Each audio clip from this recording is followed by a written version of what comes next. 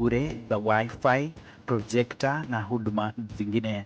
Kuna vyumba vya kulala vya standard na superior zilizo na mnato na mvuto. Unapata kufurahia vyakula vyetu vilivyo vitamu zaidi. Kuna bustani ya kupendeza. Kwa vinywaji vya aina zote, tembelea jumba la vinywaji kukata kiu, dimbwi la kuogelea na eneo la kuegesha magari. Tupate kwa nambari ya simu 0732993110 au 0719500635. Westv, tazama ilivyo.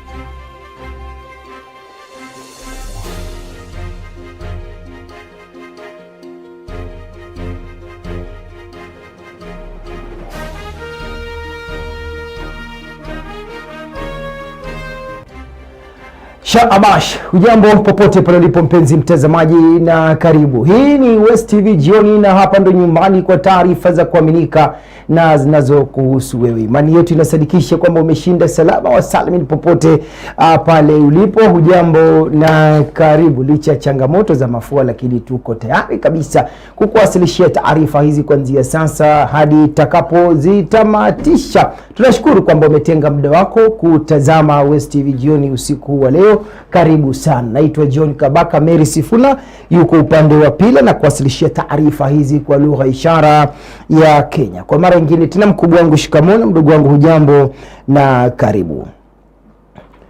Mahakama Kuu Milimani jijini Nairobi imekataa ombi la mawakili wa naibu rais Rigathi Gachagua la kutaka bunge la seneti lisijadili hoja inayolenga kumng'atua afisini kuanzia kesho kama ilivyopitishwa na bunge la taifa.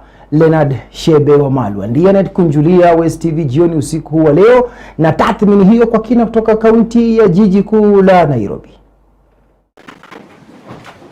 Jaji Chacha Mwita kwenye uamuzi wake Jumanne hii alisema licha ya naibu rais kuibua masuala mazito ya kikatiba kwenye ombi lake, mahakama haina uwezo kwa sasa kusimamisha utaratibu wa kumuondoa afisini ulioanza katika bunge la taifa na unatarajiwa kukamilishwa na bunge la seneti kwenye vikao vyake kesho Jumatano na kukamilika siku ya Alhamisi. The petitioner has raised valid concerns.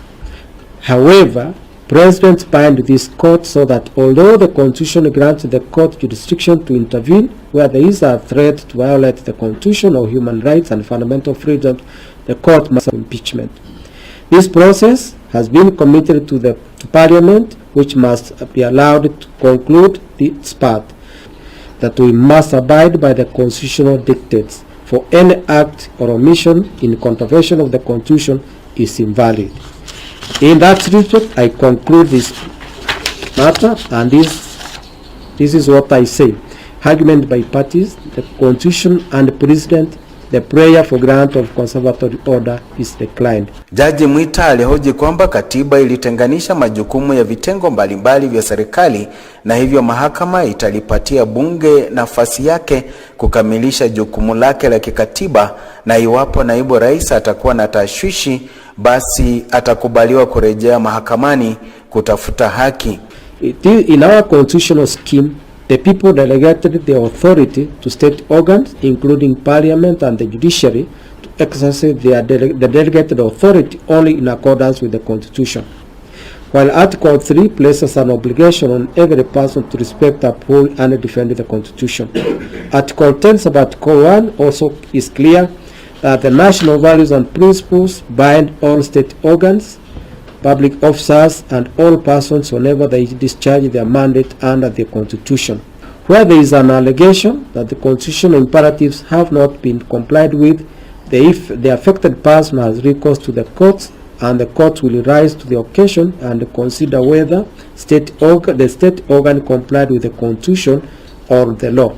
Jaji huyo sasa ameikabidhi kesi hiyo kwa Jaji Mkuu Bi Martha Koome kubuni jopo la majaji watakaoendelea kusikiza kesi hiyo ili kutatua masuala ibuka ya kikatiba ambayo yameibuliwa na naibu rais kupitia mawakili wake wakiongozwa na wakili Paul Muite. This file is to be placed before the Honorable Chief Justice to consider appointing an uneven number of judges to hear this petition. Nikiripotia West TV kutoka mahakama ya Milimani katika jiji kuu la Nairobi, naitwa Leonard Wamalwa. Serikali kupitia Wizara ya Afya imeahidi kuboresha utoaji wa huduma za afya kupitia mpango mpya wa bima ya afya wa Shifa, huku wanaougua ugonjwa tofauti wakiratibiwa kunufaika na ule mpango wa afya kwa wote katika jamii. Eric Wechave Lumbasi na taarifa hiyo kwa kina.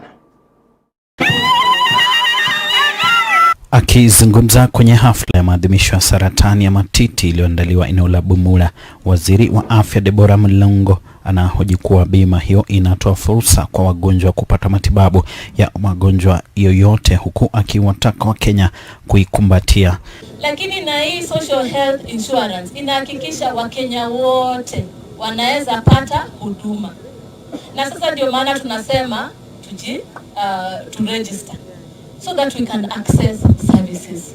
Hii sio kama wakati ule tulikuwa tunauza mashamba ama tuna hold zinaitwa harambe ati ndiposa watu wapate pesa. Hii mpaka kuna treatment hata ukitaka kuenda ng'ambo.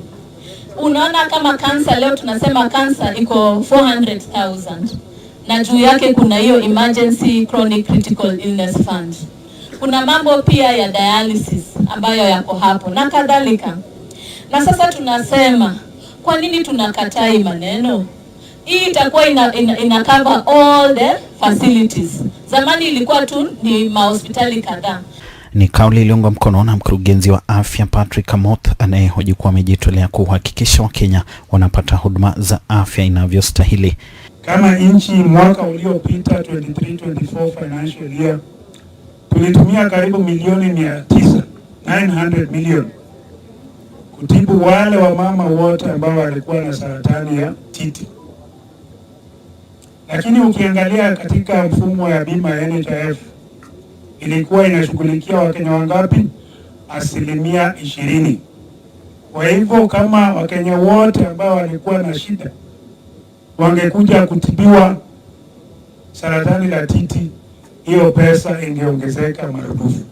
Hata hivyo, waathiriwa wa ugonjwa wa saratani wamejitokeza kuelezea changamoto wanazopitia, wakisema wanataka serikali kuwapa msaada. Uambiwe sasa umepatikana na kansa, ni matibabu. Matibabu ni pesa. Hiyo pesa hakuna. Na kwa sababu hakuna, serikali ifuatilia hao watu ndio waziweze hiyo kansa isiweze kwenda stage 4. Like mimi nikisema upande wangu nilikuwa natumia dawa ambao ni chemotherapy ya 136,000 after 21 days. So unapata saa hizi wale wenye wanaenda kwa treatment imekuwa ni ngumu sana kwa sababu ya hii rollout ya SHA na from NHIF. Wengi haifanyi kazi. Nao wahudumu wa afya mashinani wamelalamikia kutolipwa na serikali ya kaunti ya Bungoma kwa miezi 5, huku naibu gavana akiahidi kuangazia changamoto hii.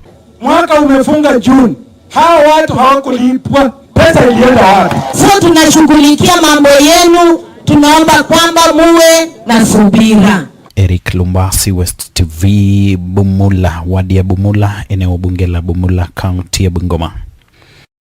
Shirika la Rotary Club tawi la Magharibi limeanzisha uhamasisho kwa umma na kutoa mafunzo kwa wahudumu wa afya nyanjani kuhusu ni vipi watakavyoweza kukabiliana na ugonjwa wa malaria katika eneo la Magharibi. Brenda Wawire anatupa taarifa hiyo kikamilifu.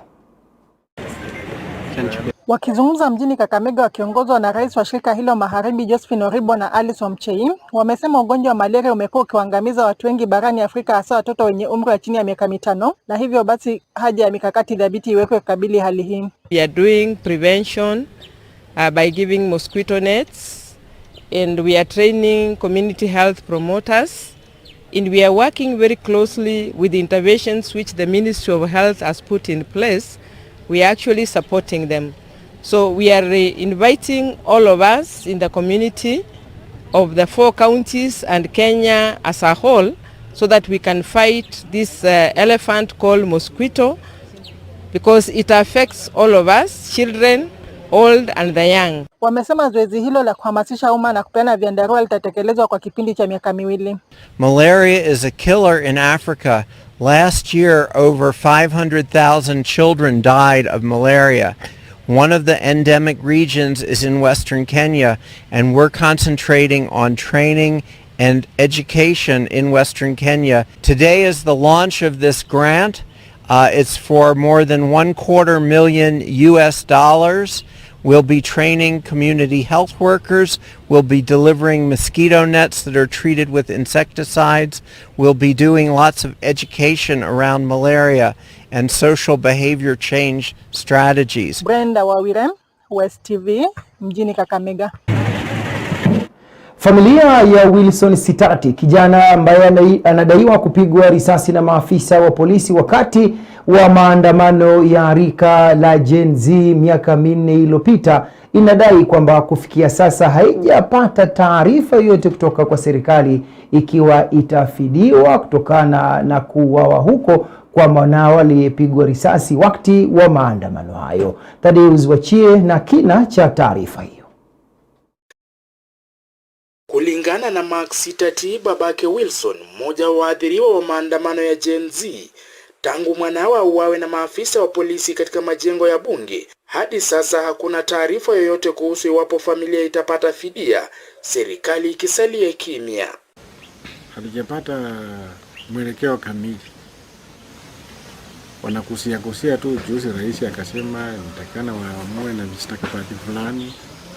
Ikawa ni hivyo, na ni muda pia unaendelea. Hatujui tunaelekea wapi, hatujui hata wenzangu kule waliofidiwa wako vipi. Na mimi na imani pia sote tuko sawa tu, kwa sababu ni serikali na wanasheria na bunge ndio wanatakana watupe mwelekeo. Hatujapata chochote kile ambacho naweza sema ya kwamba ni njia ambayo ni mwafaka. Familia hii kwa sasa imesalia na makovu mioyoni, isifahamu ni lini haki itapatikana kwa waathiriwa, wakielezea wakati mgumu wanaopitia kutokana na kumbukumbu za mwanao waliyemtegemea. Wanabaki na maswali najiuliza. Yaani hii dunia unaweza tufunza mtoto wako kope loan, aende shule, ungangane. Lakini mtu anakuja kuua tu mtoto kwa njia rahisi tu. Ama mtoto anakufa tu hivyo tu.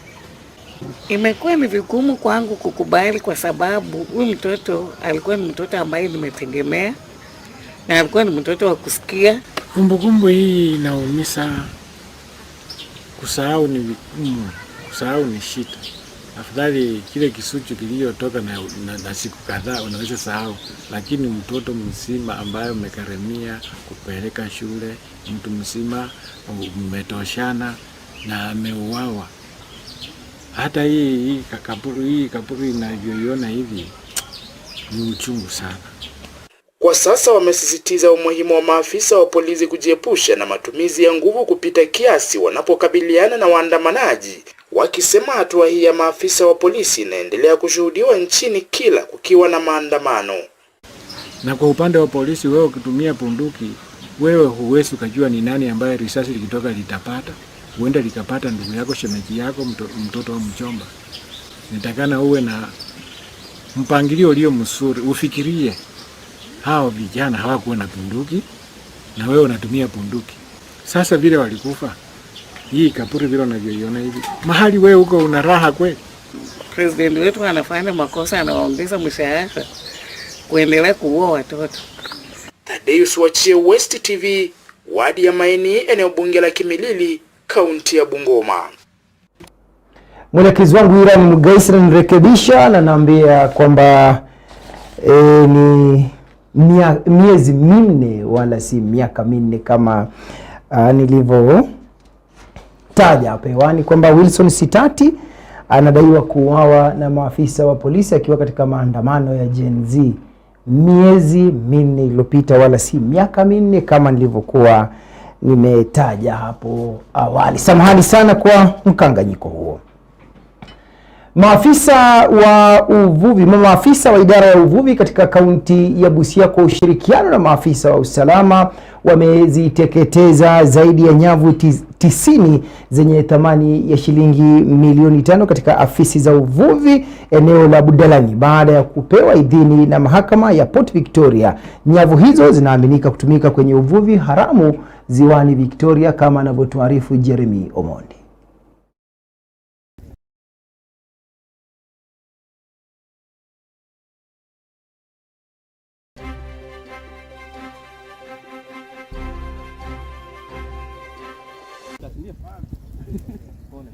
Ni zoezi ambalo limeongozwa na idara ya uvuvi Port Victoria.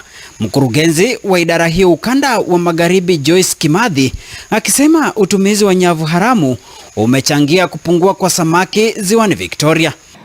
Hizi nyavu zinaharibu ziwa yetu. Unakuta kwamba zinashika wale watoto wa samaki na samaki ambayo haijakomaa, kwa hivyo inakuwa vigumu samaki waongezeke kwenye bahari. After sensitizing the fishermen, tumekuwa tukihamasisha wavuvi kwamba waache uvuvi mbaya na kuweza kusisitiza tunafanya enforcement. Tunachukua nets ambazo sizo halali. Kimathi aidha amesema wengi wa wavuvi wamepuuza uhamasisho wanaopewa dhidi ya uvuvi haramu na idara hiyo, hali ambayo sasa inawapa hasara ya mamilioni ya pesa. Afisa wa idara ya upelelezi wa jinai kaunti ndogo ya Bunyala Elizabeth Kelei akisema utaratibu ufaao ulifuatwa kabla ya kuteketezwa nyavu hizo. Tunawapatia ni kwamba hiyo pesa badala ya kuweka kwa uvuvi mbaya waweze kuwekeza kwenye uvuvi ulio bora. Net ambazo ni zinekubaliwa kushika samaki wakubwa. Tunahakikisha all holders instill anything ifanyike mpaka kuwe na hoda na ifanyike vizuri. Tuhakikishe kuna investigation, kuna neema, kuna watu wa health, ndio kitu kama hii itendeke. Sisi haturuhusu vitu zifanyike bila kufuata sheria. Afisa msimamizi wa kikosi cha Kenya Coast Guard katika kaunti ya Busia Edwin Angaya amesema kufikia sasa baadhi ya wavuvi ambao hadi sasa wamekosa kutii sheria ziwani Victoria wamefikishwa mahakamani, wengine wakihudumu kifungo. Shilingi ambazo wamepigwa kama fine ni kama 600,000 katika mahakama yetu ya Port Victoria, na kuna wengine waliwekewa fine ambayo wezi wako kwenye jela wako kwenye hukumu. Kwa hivyo tunawasihi wananchi na wale wavuvi ambao wanatumia bahari hii, ukienda kwenye bahari hakikisha kwamba uko na license ambayo inakuruhusu kwenda kuvua baharini.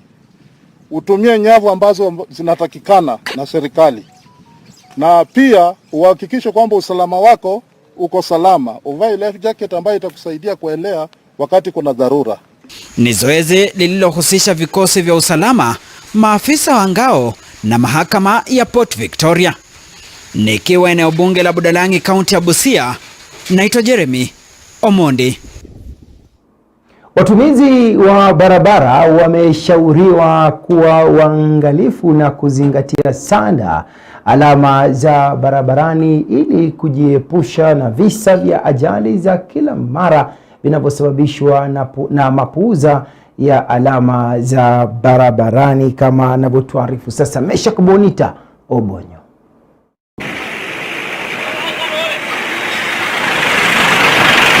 Mkurugenzi katika halmashauri ya uchukuzi na usalama barabarani NTSA Paul Posho amewatahadharisha madereva na kila anayetumia barabara kuwa waangalifu, akiwarai abiria kuripoti dereva anayeendesha gari kwa mwendo wa kasi. Na ningependa kuwarai wenzangu wasafiri katika baiskeli, pikipiki, tukutuku, mabasi na magari ya binafsi, wote mnapoelekea katika mwisho wa mwaka huu, kama mnavyojua wakati mwingi ajali huwa zinaongezeka wakati wa mwisho wa mwaka. Kwa hivyo ningependa kuwarai, wakati tunapoenda katika sherehe hizi za Krismasi, miezi miwili ambayo imebaki hiyo, tafadhali kila mmoja wetu azingatie usalama barabarani. Abiria muwe waangalifu. Dereva anapopeleka mbio barabarani, simamisha yeye, report katika kituo cha polisi ili polisi waweze kuchukulia dereva kama huyo hatua. Hatungependa kupoteza hata mtu mmoja wakati huu tunapoenda katika Krismasi kupitia kwa njia ya barabarani na ajali ambazo zinatokea kila wakati. amesema utafiti unaonyesha kuwa ajali nyingi zinachangiwa na watu wanaotembea, akiwarai wanabodaboda na wanaoendesha baiskeli kuhakikisha wanavalia magwanda yanayohitajika, hasa reflector, ili waonekane kwa mbali. Utafiti umeonyesha ya kwamba ajali nyingi za vifo barabarani hutokea kwa wale ambao wanatembea kwa miguu, kwa kugongwa mara kwa mara, sababu wanavuka barabara bila kuangalia, bila kuzingatia, bila kuwa na uangalifu na kujua gari linakuja ama pikipiki inakuja. Kwa hivyo tafadhali, twende, unaposafiri kwa pikipiki, vaa reflector jacket. Ni giza, mvua inanyesha, wewe umevaa nguo nyeusi, hauonekani, ndio rahisi kugongwa barabarani. Mkurugenzi huyu amedokeza kuwa NTSA hutoa mafunzo kila mara kupitia njia tofauti, akisema ajali hizo zimepungua ikilinganishwa na hapo awali. Tuko na program maalum katika redio, katika TV na katika maofisi zetu zote katika nchi ya Kenya, ya kufunza wananchi na kuwakumbusha jinsi ya utumiaji bora wa barabara. Kwa hivyo wakati huu wa msimu wa Christmas unapokaribia, tutakuwa na habari kila wakati kwa redio, kwa TV, kwa magazeti, kwa mtandao, ili kuhamasisha wananchi wajue ya kwamba unapotoka Nairobi umechukua gari, wewe hujawahi kuzoea kuendesha gari huko reserve, ujue barabara za kwetu na watumiaji wa barabara ni tofauti na wale wa mjini. Nipotia Westv kutoka Mayoni, eneo bunge la Matungu, kaunti ya Kakamega, Nitemeshak Obonyo. Ulimwengu unapoadhimisha siku ya watu wenye changamoto za kuona, kaunti ya Vihiga inaendelea kukumbwa na changamoto ya ukosefu wa shule, hasa kwa watoto walio na changamoto kama hizo, wazazi wa watoto hao wakilazimika kuwatafutia elimu spesheli kutoka kaunti za mbali, swala wanalosema kwamba ni ghali mno, kama anavyotuarifu Sheldon Asahulu. Wa shule ya watoto wasio na uwezo wa kuona St. Ode kutoka kaunti ya Siaya wanaimba na kuwatumbuiza wazazi na wageni kwa wimbo wenye ujumbe wa uhamasisho kuwa wao ni binadamu na wana haki kama watu wa kawaida.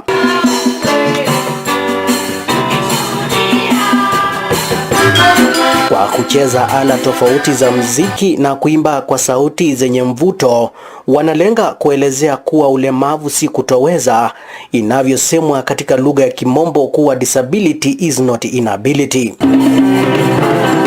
William Juvenile, mmoja wa wanachama wa kwaya hii, anasema mara si moja watu wenye changamoto mbalimbali za kimaumbile wamekuwa wakinyimwa fursa ya kudhihirisha uwezo wao wa vipaji mbalimbali. Na watu huwa wanafikiri mtu kama haoni haezi fanya mambo mengi.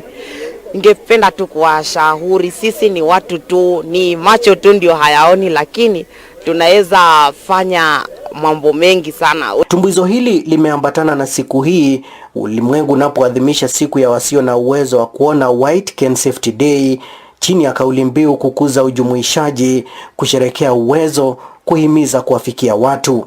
Nafanya bidii ili labda siku moja niweze kuwa mtangazaji, lakini kuna watu huwa wanatushauri kuwa wasiona hawawezi fanya utangazaji, lakini ni vile tu hatukutayarisha. Tungewaonyesha hata leo jinsi tunaweza kufanya mambo hayo. Siku hii iliyoadhimishwa katika afisi kuu za shirika la Children with Disability Support Program eneo la Elonga, eneo bunge la Sabatia, ililenga kuhamasisha jamii kuendelea kutoa nafasi kwa watoto walio na changamoto hizi kupata elimu na huduma muhimu katika jamii. Tumetembea tukionyesha watu about the white cane. White cane ambayo tunaita symbol of authority. Hii ni symbol of independence kwa watu ambao wanaishi na ulemavu wa kuona. Wanapokuwa na kijiti hiki, hata wewe utajua huyu ana ulemavu wa kuona na utaweza kumsaidia. Kwa muda mrefu sana tumekuwa na dhulma kwa watu walemavu, wamenyimwa haki zao za masomo, wamenyimwa mapenzi ya wazazi, na pia wamenyimwa haki za urithi. Kulingana na Nelson Bwire, mwakilishi wa Kenya Society for the Blind kaunti hii na aliyekuwa miongoni mwa waliohudhuria maadhimisho haya, anahoji unyanyapaa bado unaoshuhudiwa miongoni mwa wazazi, akiwataka kujitokeza na kuwapa wanao haki kama wengine. In Vihiga County here, we have a challenge where our parents at times let me say, they have found it hard to recover from the shock that has been brought about by their children having a disability. And the organization has come on point to ensure that they are sponsoring these children to various schools. Hata hivyo, licha ya baadhi ya wazazi kuwa na ari ya kutaka kuwapeleka wanao wasio na uwezo wa kuona shuleni, kaunti ya Vihiga inasalia kuwa na ukosefu wa shule yenye mahitaji hayo. Mwanzilishi wa shirika hilo la Children with Disability Support Program, Judith Olimba, akitoa wito kwa serikali kuweka shule hii kwenye kaunti hii. Utapata kwamba tuko na shule saba za watoto ambao wanaishi na ulemavu wa akili, that is mental impairment. 7 schools of mentally challenged children. Na hakuna shule ya watoto ambao hawaoni katika kaunti yetu ya Vihiga. Mimi ningeweza kuomba kaunti ya Vihiga ichukue shule moja kwa hizo, ibadilishe ikue shule ya wale wasioweza kuona, ili watoto wetu pia ambao wanaishi na ulemavu wa kutoona waweze kushughulikiwa.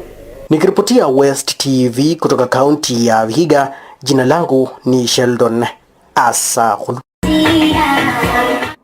Mbunge wa Lugari Nabii Nabwera ameahidi kuendelea na ajenda yake ya kuinua viwango vya masomo katika eneo bunge lake, akiahidi kuboresha masomo ama mazingira, akiahidi kuboresha mazingira ya masomo katika shule za eneo hilo la Lugari. Joseph Amunya Otieno anatuarifu kwa kina. Akizungumza katika shule ya msingi ya Tekoa wadi ya Lumakanda kwenye ufunguzi wa jengo la madarasa ya ghorofa lililojengwa kupitia ufadhili wa hazina ustawishaji na ubunge la Lugari NGCDF, Nabii amekariri kujitolea kwake kumaliza madarasa yaliyojengwa kwa matope katika shule za eneo hili. Ni ghorofa ya 3 ambayo tumekamilisha. Wiki lijalo hapa ng'ambo kuna shule nyingine ilikuwa hapo ya matope inaitwa Locho. Tutakuwa tunazindua ghorofa kama hili. Nimeisha kama hili.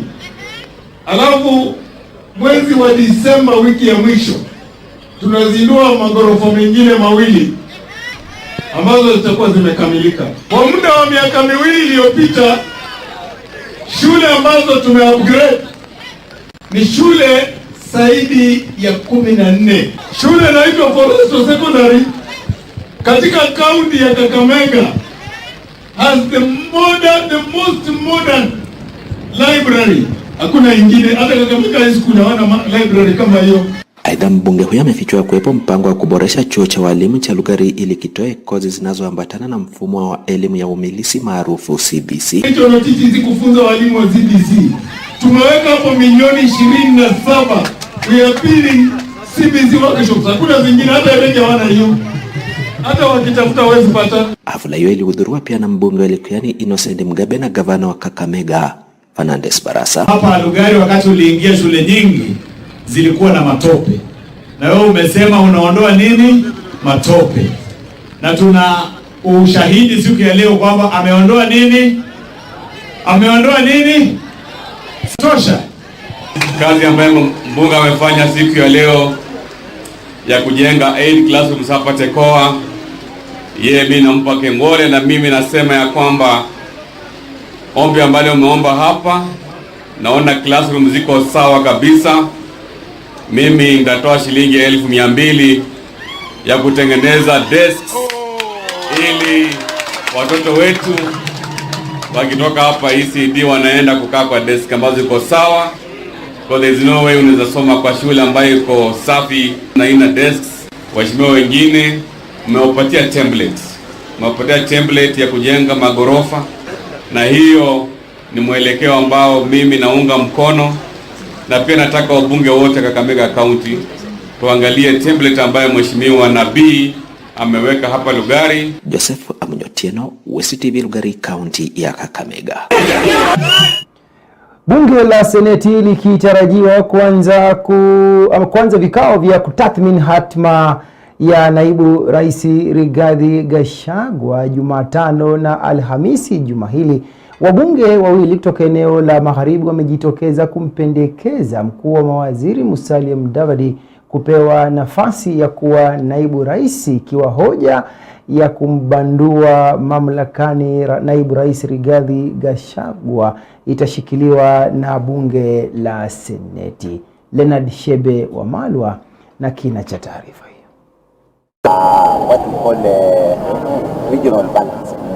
Wabunge hao Peter Oscar na Bulindo wa Matungu na mwenzake wa Shinyalo Fredi Ikana wamewaambia wanahabari katika majengo ya bunge la taifa kwamba Mudavadi ana ujuzi na tajriba ya kutosha kupewa wadhifa huo ili amsaidie Rais William Ruto kuleta udhabiti nchini. Deputy President akiondolewa, sisi ama mimi kama mbunge ambaye natoka katika eneo la Magharibi, the Mlembe Nation, ninasema kwamba sasa ni wakati ambapo president wa nchi apeane hiyo nafasi ya deputy president kwa Mheshimiwa Musalia Mudavadi. We have quite a number of people who are competent, who are qualified to become the deputy president, enable the president to serve and deliver on his agenda. But one of them is even Honorable Musalia Mudavadi.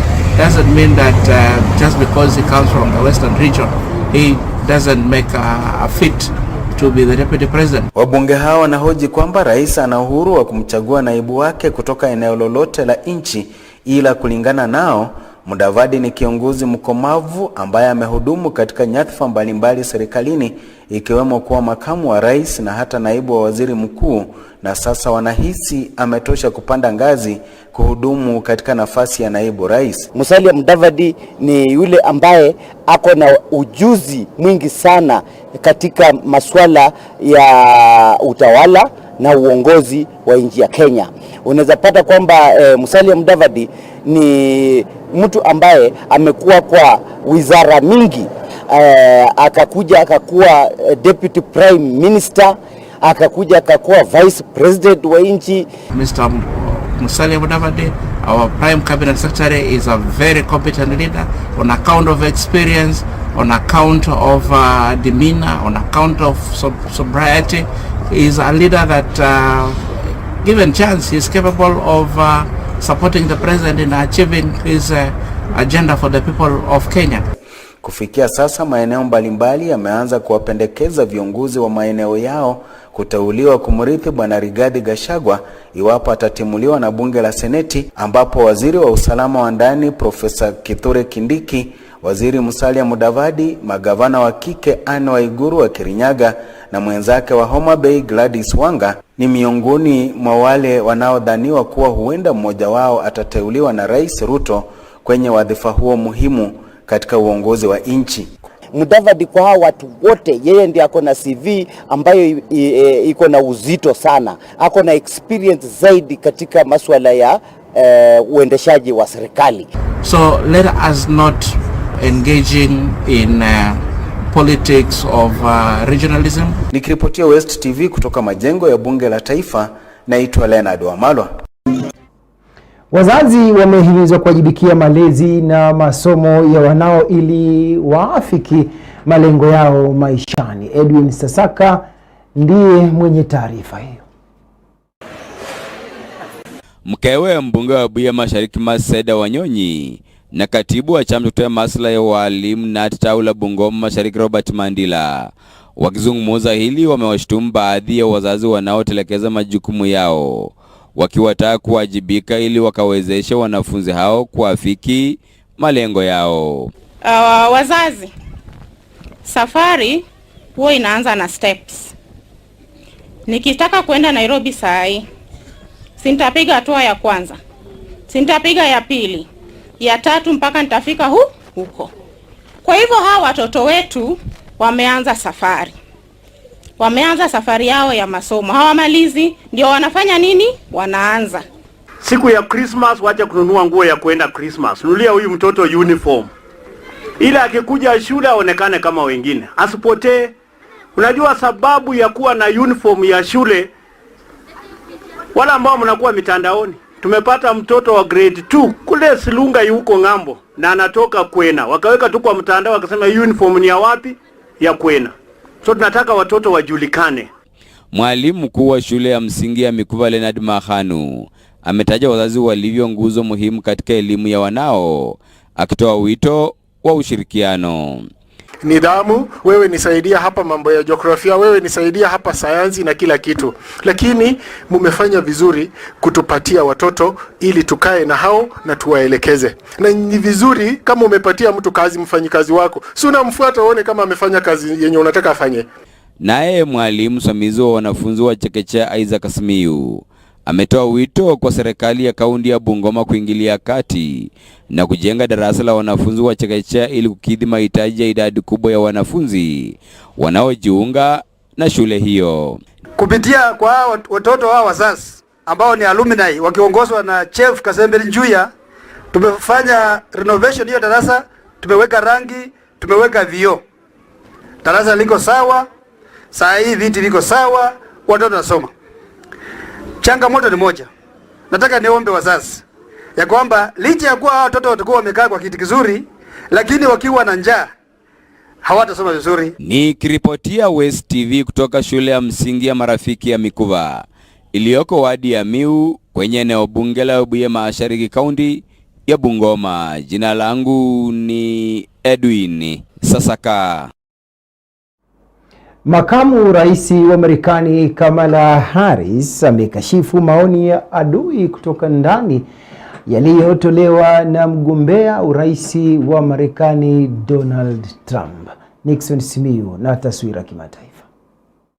Kamala Harris amemkosoa Donald Trump kwa matamshi yake ya kutisha kuhusu adui ndani ya Marekani na tishio la kupeleka jeshi ndani ya nchi katika juhudi mpya za kumchora mpinzani wake wa chama cha Republican kama tishio kwa demokrasia. Katika hali isiyo ya kawaida kwenye mkutano wake wa kampeni katika jimbo lenye mvuto wa kisiasa la Pennsylvania, makamu wa rais wa Marekani amemsuta vikali Trump kwa matamshi yake. He's talking about that he considers anyone who doesn't support him or who will not bend to his will an enemy of our country. It's a serious issue. Donald Trump is increasingly unstable and unhinged.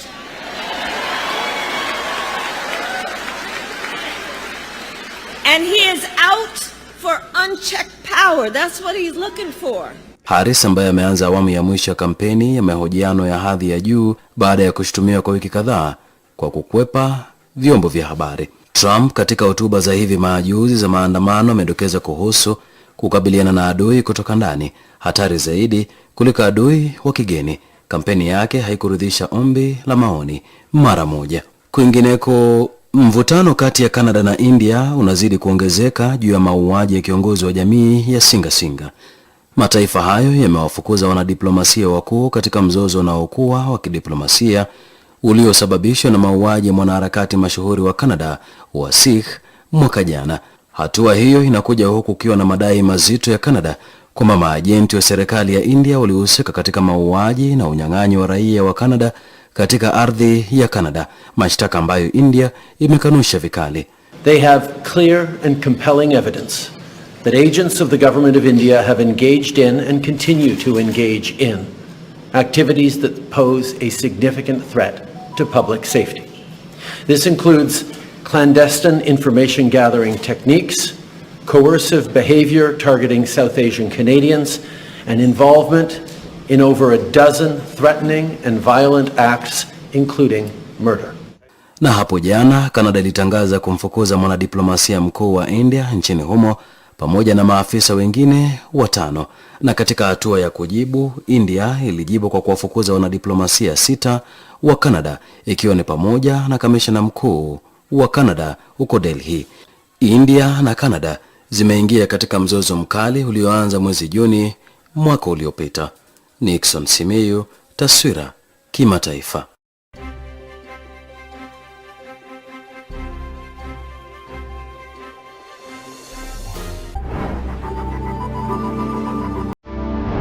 Westv, tazama ilivyo.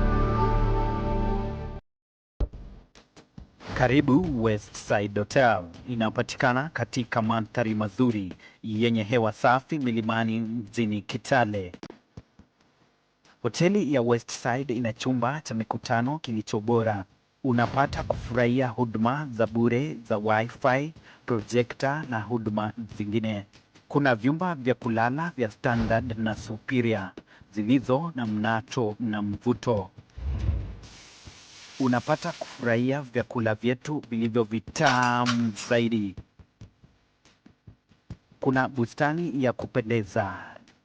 Kwa vinywaji vya aina zote, tembelea jumba la vinywaji kukata kiu, dimbwi la kuogelea na eneo la kuegesha magari.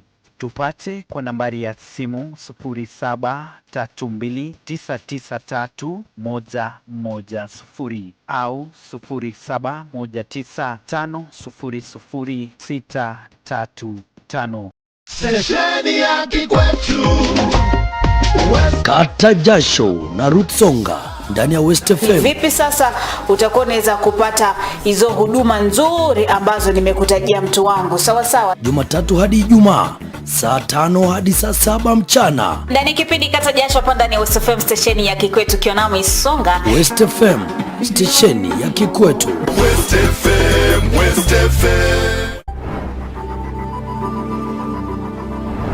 Westv, tazama ilivyo.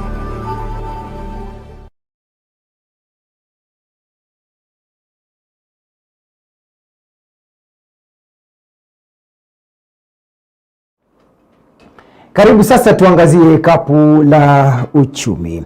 Wadau katika sekta ya utalii katika kaunti ya Trans Nzoia wanaendeleza mikakati ya kuifufua sekta hiyo muhimu ambayo inadaiwa kusahaulika na kusalia nyuma licha ya uwezo wa kuipatia kaunti hiyo mapato ya juu kutokana na vivutio vingi vya kitalii, kama anavyotuarifu Mike Sifuna Msikoyo.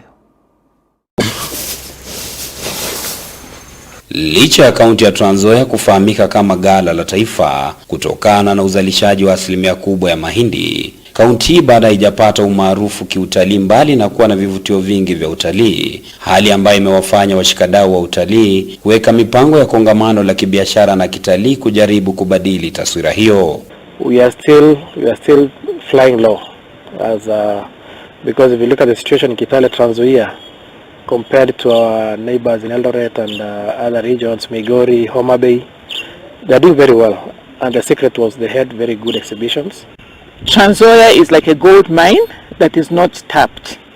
So we wanted to expose Trans Nzoia to different sectors so people could actually come and see what Trans Nzoia has to offer in terms of agriculture, in terms of trade investments, in terms of tourism. Kaunti ya Trans Nzoia ina mbuga ya kitaifa ya wanyama ya Mlima Elgon, vyanzo viwili vikuu vya maji na mbuga ya kitaifa ya Saiwa yenye wanyama wa kipekee aina ya statunga. Wakati wa kongamano hilo, watalii na wawekezaji watatembezwa sehemu hizo. We want to take our visitors to the actual places that we are trying to market. We take them for tours to the farms.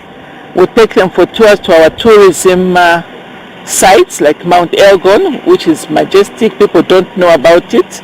And while we will be hosting at Kitale Club, but we have extended it to some other areas of interest. Washikadau hawa wanaamini kuwa kupitia juhudi hizo hata kilimo cha mahindi pia kitapata umaarufu zaidi na kuboreka ili kuwafaidi wakulima pakubwa. And we produce quite a lot of maize and other food products, animal products, and we wish that the investors who come can actually invest, taking advantage of the county government's offer of an EPZ zone, which is coming up very soon. I think that will be very good, very key for us. It will be very wise for investors and ourselves to think value addition going forward, so that we don't take raw materials out of this county to blend or to bring back finished products. Ombi lao sasa ni kwa serikali kuwekeza kwenye miundo msingi ya usafiri, haswa uwanja wa ndege wa Kitale, ili kuhakikisha kuwa wageni wengi wanasafiri moja kwa moja hadi kaunti hii. We are still recovering from the COVID-19 effects. The travel industry is not yet back to its feet. Now we got another blow again by when the Skyward cancelled their flights coming through Kakamega. We are directly affected because the traffic that was coming and maybe some flyers, we were really selling air tickets and we were having clients from them. But now this time we are having a challenge. Mike Mskoyo, Westv kutoka mjini Kitale, kaunti ya Trans Nzoia. Na washikadau katika sekta ya miwa katika eneo la magharibi wamekongamana mjini Kakamega kujaribu kutafuta suluhu la mizozo inayokumba sekta hiyo ya miwa. Brenda Wawire amekuwepo na kutuandalia taarifa ifuatayo. Imebainika kuwa tatizo kubwa kwenye kilimo cha miwa ni wizi wa miwa unaotekelezwa na kampuni za kusaga sukari. Lawama kuu ikielekezwa kwa baadhi ya kampuni kwa kugeukiwa kunyakua miwa iliyokuzwa na kampuni zingine badala ya kuwekeza kwenye ushirikiano na wakulima. After you stopped the cutting of canes sometimes last year when the nuclear was just about. Now it is about 20 months or over. The nuclear still has its raw material standing, and we are complaining of shortage of canes. Mumiasi iwache kukata miwa yetu ya miezi 9. Mumiasi iwache kuja kudanganya watu wetu miwa kama tumewacha kwa chemichemi, baadaye tutakata kama imeisha, na wana ujuzi ile ya hali ya juu. Wakati asubuhi tuwe tunaamkia. Mumiasi iwache kuja kuchochea watu atu wanakata miwa private. AFA ifanye impromptu visits kwa hizo way bridges, mwenye atapatikana ame harvest yanken kwa way bridge yake. Mimi naomba hatua ya kinidamu ichukuliwe, ranging from suspension of the crushing with up to 1 month. Kampuni za kusaga sukari zililalamikia tatizo hilo, sasa zikitaka mamlaka ya AFA kutoa kucha zake kuhakikisha sekta hiyo ya sukari inajidhibiti bila kuumiza baadhi ya wawekezaji. It is definitely in the next 3-4 months we may not be seeing again millers milling sugarcane. That I can say. Between January, probably December, January, factories will be closed down. Courtesy of poachers. We have gone to fields where cane is harvested at night, transported at night, and probably milled at night. Now, these are very serious issues. So we need a security agent to help us. We know that, yes, all people can never be the same, but can we be treated equally as farmers, as millers? Can we have a level playing field? Let us self-regulate, respect the MOUs we have signed. It wasn't meant just to be a paper. It was meant for our own goodwill. Wale private farmers ndio wamefanya sugar industry kakuwa sustained. There are farmers in Busia with 500, 800 acres. Si ndio? Ya miwa. Privately, aliweka mbolea mwenyewe, aliweka mbegu mwenyewe. Where do you want that farmer to take? Saa zile, 1 miller can only lift, si ndio?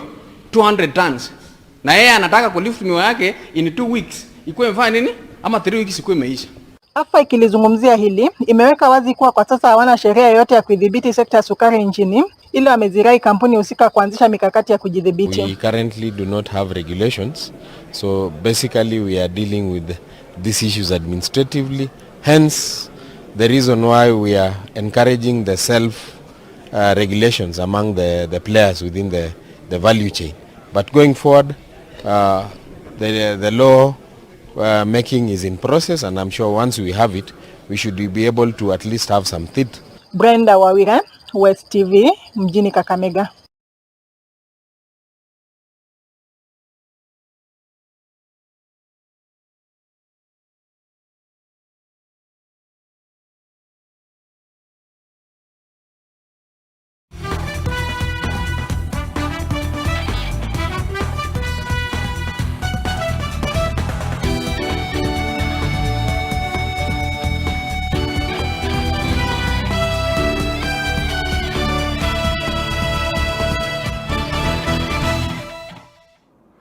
Timu ya taifa ya soka ya wachezaji wasiozidi umri wa miaka 20 imefuzu katika nusu fainali ya michuano ya Sekafa. Billy Gabriel Palinyanga yuko viwanjani. Ya michuano ya vijana wenye umri wa miaka chini ya miaka 20 ukanda wa Afrika Mashariki na Kati Sekafa. Timu ya taifa ya soka ya wachezaji wasiozidi